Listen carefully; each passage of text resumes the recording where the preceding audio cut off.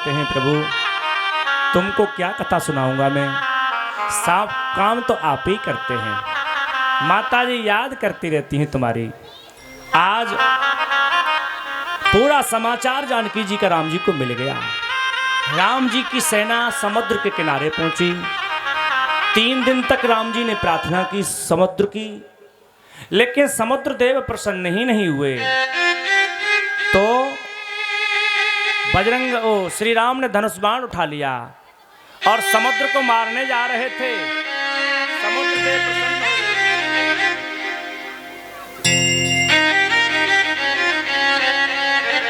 समुद्र देव प्रसन्न हो गए।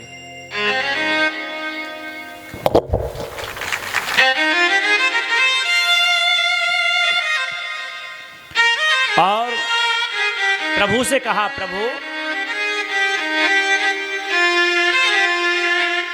बोल वृंदावन बिहारी लाल की जय।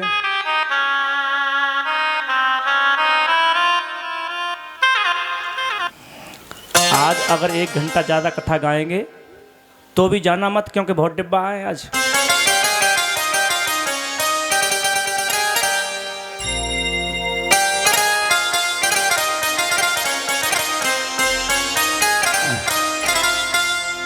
बोलो लखन श्री रामचंद्र भगवान की जय। कथा पे आ जाइए आप।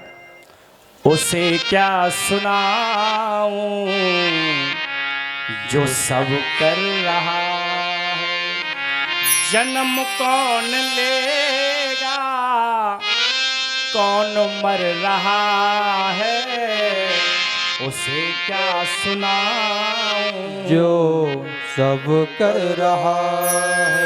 राम जी ने धनुष बाण तान लिया और जब समुद्र प्रकट हुआ तो समुद्र ने वही चौपाई बोली जो आजकल नेता लोग विवाद बना रहे हैं। उसका कौन सी चौपाई? ढोल गवार शूद्र पशु नारी सकल के अनारे सकल ताड़ना के अधिकारी। इस चौपाई पर मैंने वक्तव्य बिहार में दिया था, वो यूट्यूब पर पड़ा हुआ है, आप सुन लेना। आज समुद्र ने कहा पुल बना लो हमारे ऊपर। 5 दिन में, मात्र 5 दिन में 100 योजन का पुल बना। हम आपको बता रहे हैं शिव धनुष को तोड़ने वाला राम के जैसा कोई दूसरा नहीं है, तो समुद्र पर पुल बनाने वाला भी राम के जैसा दूसरा नहीं है। पुल बना दिया राम जी ने, सेना पार हो गई साहब। विभीषण जी आ गए। रावण ने लात मार के निकाल दिया विभीषण जी को। विभीषण जी में जीवन में एक बार लात मारी रावण ने, राम जी के पास पहुंच गया। और हम लोगों में बेटा लात मारे, बहू लात मारे, नाती लात मारे, भैया लात मारे, लेकिन राम जी के पास जावे को तैयार बिल्कुल भी ना है। लात खा खा करके घर में रहे, उसका नाम है जीव। और एक ही लात में ब्रह्म के पास चला जाए, उसका नाम विभीषण है। विभीषण जी राम के पास पहुंच गए। कहा प्रभु मैं आपकी शरण में आ गया हूं, परिचय तो दो अपना। क्या परिचय तुम्हारा? नाथ दशानन कर में भ्राता, निश्चर वंश जन्म सुर त्राता। मैं रावण का छोटा भाई हूं।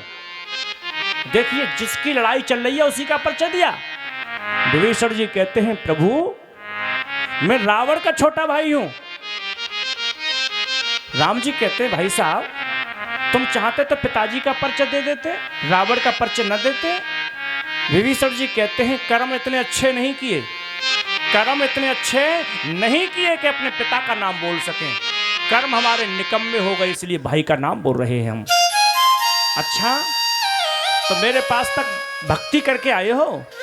विभीषण जी कहता है प्रभु भक्ति तो हम कर ही नहीं सकते। क्यों? सहज पाप प्रिय तामस देहा, जथा उल्लू कहीं तम पर नेहा। जैसे उल्लू को रात्रि प्यारी होती है, ऐसे ही हमको पाप प्यारे हैं, हम भक्ति करके नहीं आ सकते। तब श्री राम कहते हैं विभीषण मेरे पास तुम ऐसे नहीं आ गए हो। क्यों? निर्मल जन सो मोहि पावा। निर्मल मन जन तो मोह पावा निर्मल मन जन तो मोह पावा मोह कपट चल छेदन भावा मोह कपट चल छेदन भावा। विभीषण जी को लंका का राजा बना दिया। कहो लंकेश कुशल पट परवारा कुशल कुटाहर बास तुम्हारा खल मंडली बसों राती सका धर्म निवहो कहे बाती। राक्षसों के बीच में तुम कैसे रहते हो मेरे मित्र? विभीषण जी कहते मत पूछो। राम जी कहते हैं जानते हो लंका में रह करके क्या कर रहे हो आप? हाँ, लंका में रहना कैसा है? बर बलवास नरक कर दाता और दुष्ट संग न दे विधाता।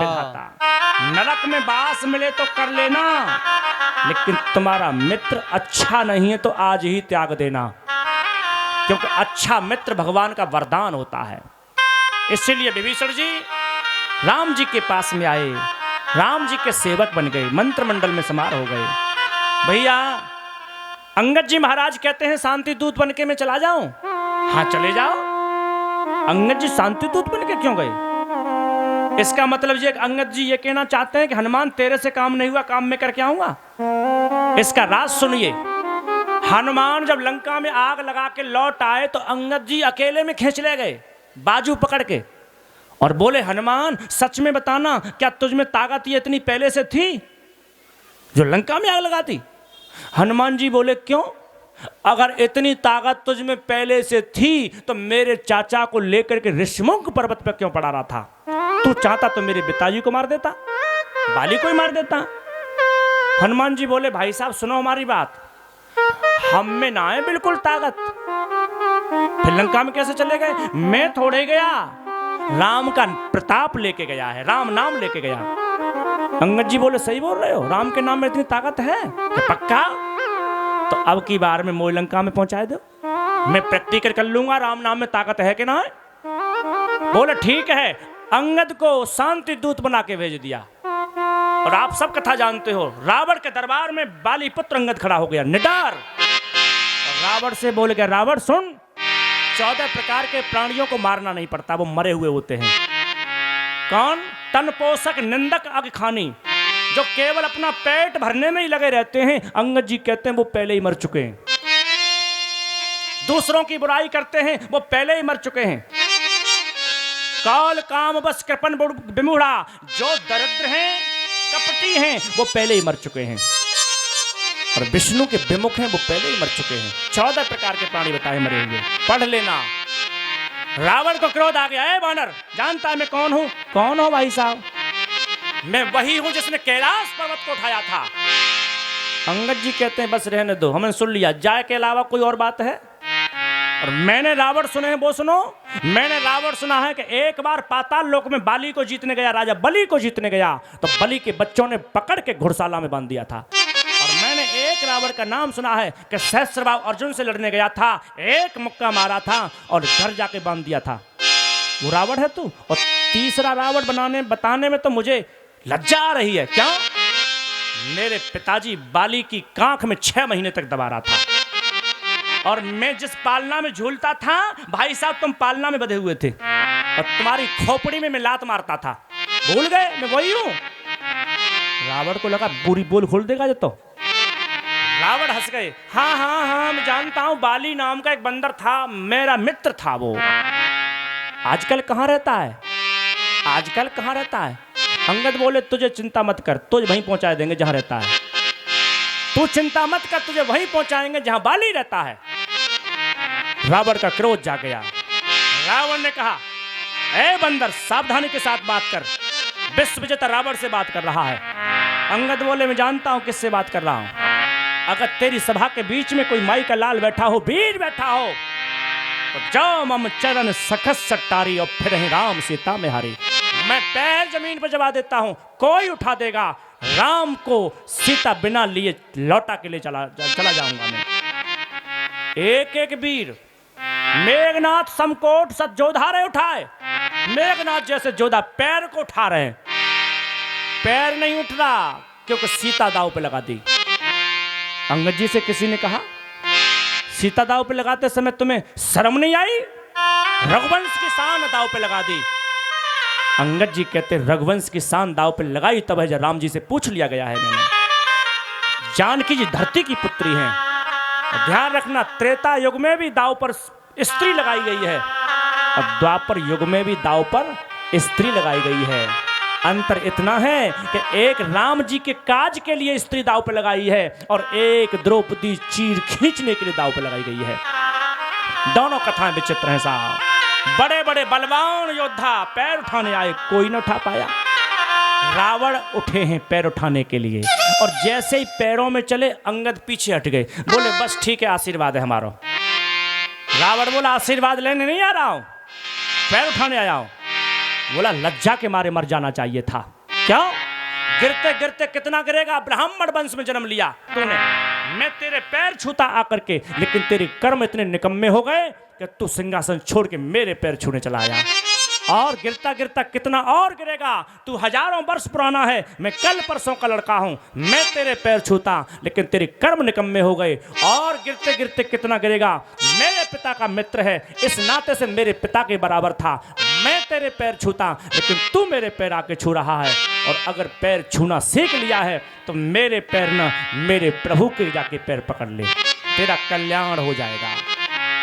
भैया, जो आदमी लातों से न मरे वो बातों से मरेगा। भाई साहब जाके फिर बैठ गए सिंहासन पर। अंगद दुई भुज दंड तमक मारे, दोनों भुजा फटकार के जमीन में मारे हैं। रावण के 10 मुकुट जमीन पर गिर पड़े। अंगद जी ने दौड़ करके 4 मुकुट उठा लिए, रामादल में फेंक दिए, क्योंकि 4 मुकुट साम दाम दंड और भेद के प्रतीक हैं। भाई साहब के 10 मुंह थे, मुकुट 6 रह गए, 4 पे लगो ही ना मुकुट, अब सत्ता खत्म। अंगद जी लौट के राम जी के पास गए, कहा प्रभु समझा के आया हूं। समझ गया? बिल्कुल नहीं समझा। खोपड़ी तो उसके पास 10 हैं लेकिन काम एक ना कर रही। एक खोपड़ी वाला तो विद्वान होता है जिसके पास 10 खोपड़ी हो, वो जानता कुछ भी नहीं है। युद्ध होगा।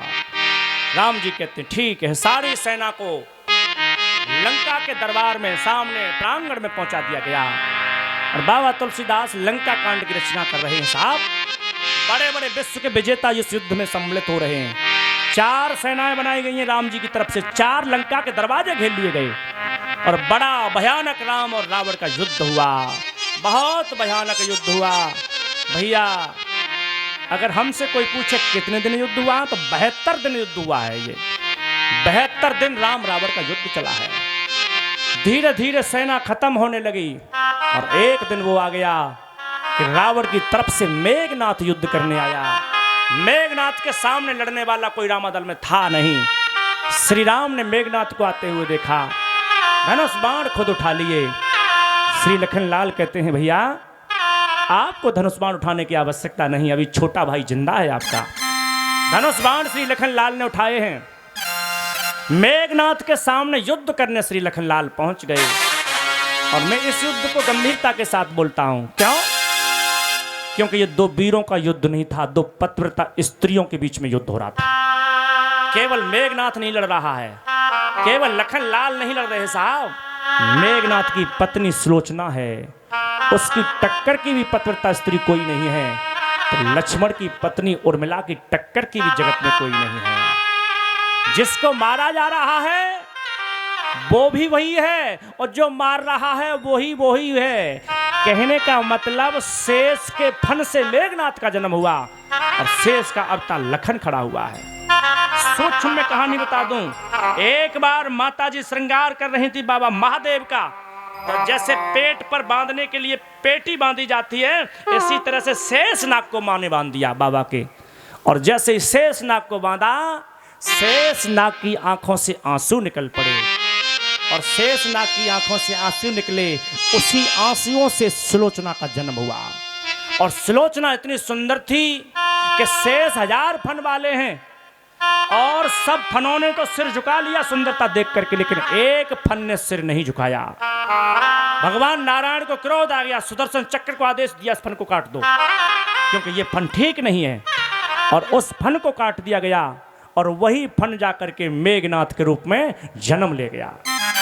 और लक्ष्मण स्वयं शेष बन करके आ गए। शेष की पुत्री शेष को ब्याही। कथा को गौर से समझना। पैदा भी सुलोचना शेष से हुई हैं और विवाह भी शेष के एक फन से हुआ है, और मारने के लिए जो सामने खड़े हैं वो स्वयं शेष ही खड़े हैं। मारने वाला है भगवान, बचाने वाला है भगवान। मार भी भगवान रहे हैं। लखन और मेघनाथ का युद्ध हुआ। लक्ष्मण मेघनाथ दो योद्धा बराबर के टक्कर के योद्धा थे। लखन लाल ने इतने बाण छोड़े हैं एक बार को कि मेघनाथ का शरीर चलनी हो गया, बिल्कुल जर्जर हो गया, लगा प्राण चले जाएंगे। उसी समय मेघनाथ ने वो शस्त्र उठाया है जो खाली नहीं जाएगा। वीर घातनी छाड़े से सांगी और तेज पुंज लक्ष्मण और लागी। वीर घातनी शक्ति का संधान मेघनाथ ने किया। वीर घातनी आई है, लखन लाल की छाती में लगी। राम राम कह करके वीर लखन लाल जमीन पर गिर पड़े। और मैं बता दूं, जिस दिन लखन लाल जमीन पर गिरे हैं उस दिन क्या क्या हुआ।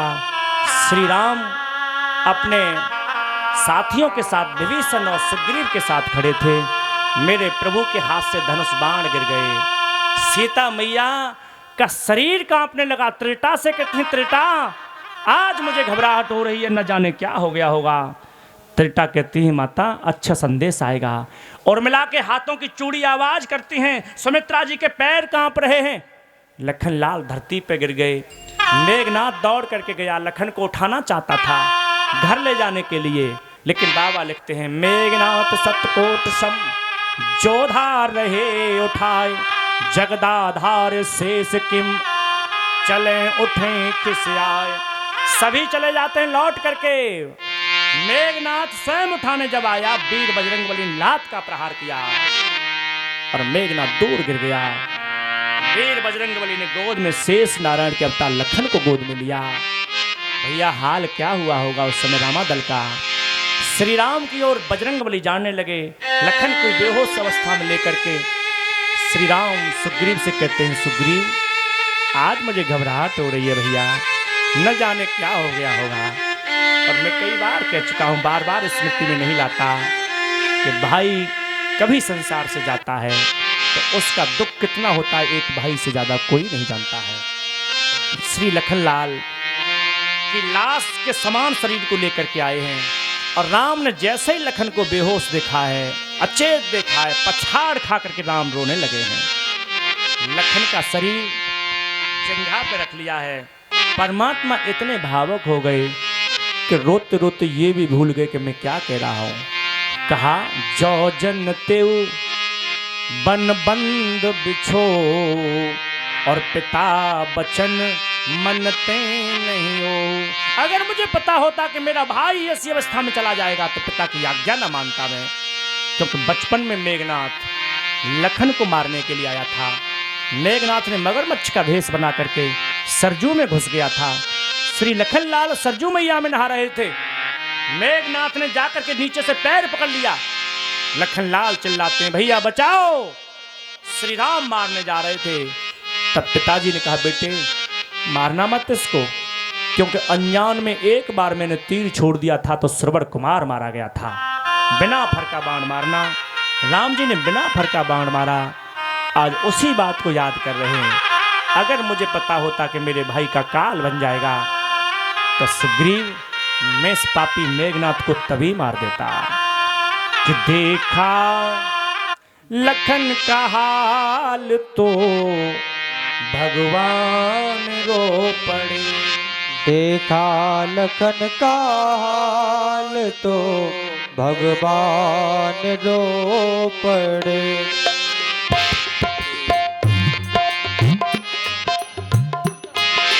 देखा लखन का हाल तो भगवान रो पड़े।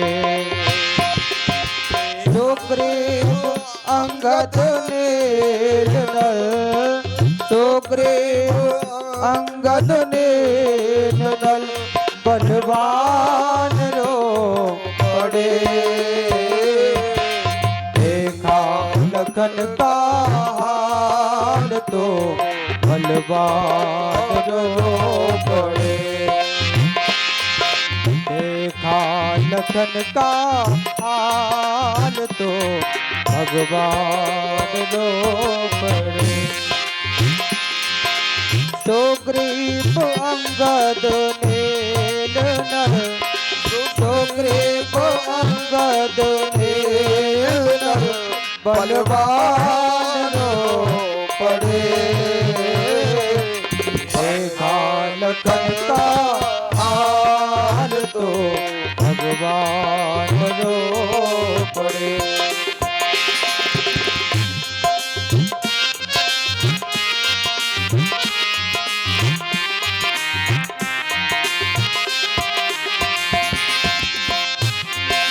लंका विजय की अब मुझे चाहत नहीं रही।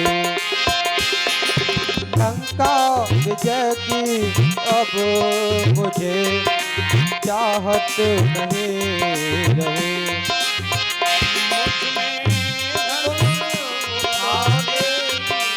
ताकत नहीं रही।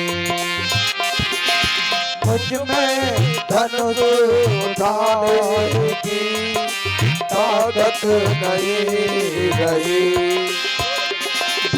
रघुबर के साथ धरती और रघुबर के साथ धरती और आसमान रो पड़े।